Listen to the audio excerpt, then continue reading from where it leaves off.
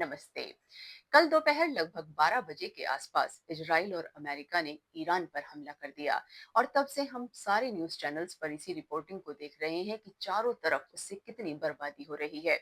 कई वार्ताओं का दौर चला, लेकिन जैसा कि पहले से ही आशंका जाहिर करी जा रही थी कि अमेरिका और इजराइल मिलकर ईरान पर हमला करने की पहले ही ठान चुके हैं और उन्होंने सबसे पहली मिसाइल गिराई अलातुया अल खामनेई के सरकारी आवास और कार्यालय पर और उसे एक ही झटके में बिल्कुल खत्म कर दिया। हालांकि वो उस टाइम वहां नहीं थे और ईरान ने भी पलटकर पूरी ताकत से जवाब दिया। लेकिन देर रात तक ये खबरें आई कि ईरान के सुप्रीम लीडर खुमैनी अपने कई सारे परिजनों के साथ एक धमाके में या एक ब्लास्ट में उड़ा दिए गए। अब ये पॉसिबल ही नहीं है कि सुप्रीम लीडर कहाँ पर छुपा है, इसकी सटीक जानकारी दुश्मन देश को वहां के लोगों की मिली भगत के बिना नहीं हो सकती।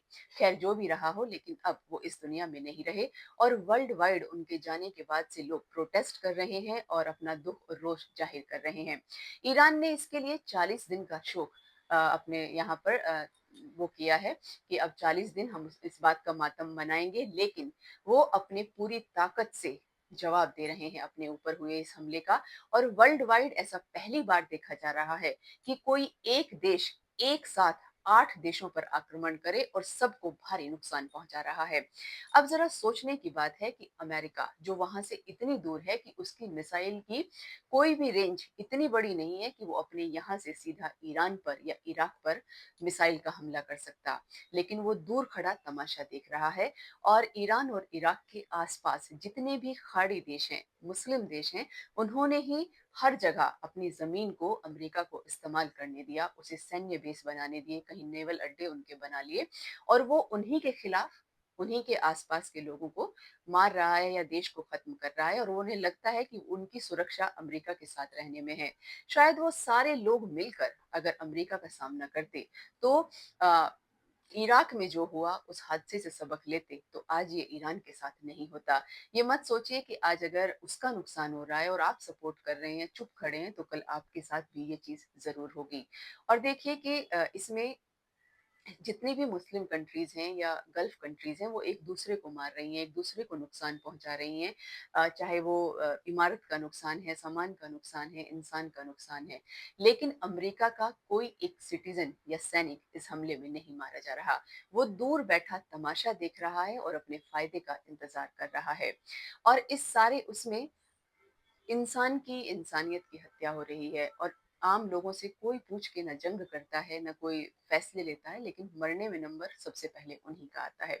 हमें नहीं पता कि ये जंग कहाँ तक जाएगी, कितनी जाएगी, लेकिन 36 साल से शियाओं के सर्वोच्च धर्म गुरु रहे अल खमेनी अब इस दुनिया में नहीं रहे और उन्होंने पूरी ताकत के साथ अपने देश को चलाया।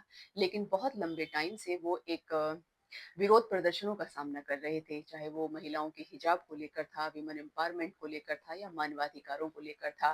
वो इस बदलाव की बयार को शायद महसूस नहीं कर सके और उन्होंने पूरी सख्ती से जब भी कभी सत्ता के खिलाफ, सरकार के खिलाफ कोई आवाज उठी, उसे पूरी तरह से दबा दिया गया। और इस काम के लिए उनकी मदद करते थे वहां के बासिस बासिस मतलब रिवोल्यूशनरी गार्ड। लगभग 2.5 करोड़ की संख्या में ये सादी वर्दी का एक ऐसा ग्रुप था, एक ऐसी टीम थी जो हर घर की, हर गली गली की जानकारी रखती थी।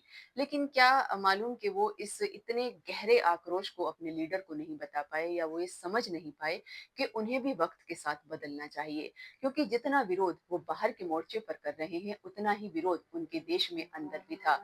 हम सब ऐसी वीडियोस देख रहे हैं कि जब पहली मिसाइल से उनका सरकारी आवास कार्यालय नष्ट हुआ तो कुछ लोग थे जो वहां पर खुश हो रहे थे।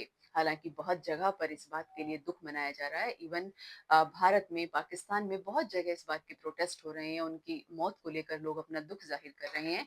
लेकिन ऐसा दुख उनके देश में कम देखा जा रहा है। स्पेशली महिलाएं खुश हैं क्योंकि वो बहुत लंबे टाइम से हिजाब को लेकर कभी बाल काट कर, कभी ऐसे वैसे बहुत प्रदर्शन उन्होंने किए। और अगर वो थोड़े से लिबरल हो जाते तो शायद उनकी जनता उनका साथ देती, उन्हें प्यार करती। बहरहाल खाड़ी की इस आग में पूरा वर्ल्ड जरूर इसकी चपेट में आएगा, क्योंकि तेल हर इंसान की बेसिक जरूरत है। इससे सेंसेक्स हो, मेटल हो, इवन देन खाने पीने के फल फ्रूट सब्जी, हर चीज उसकी जद में जरूर आएगी और सबके रेट जरूर ऊपर फायर होंगे।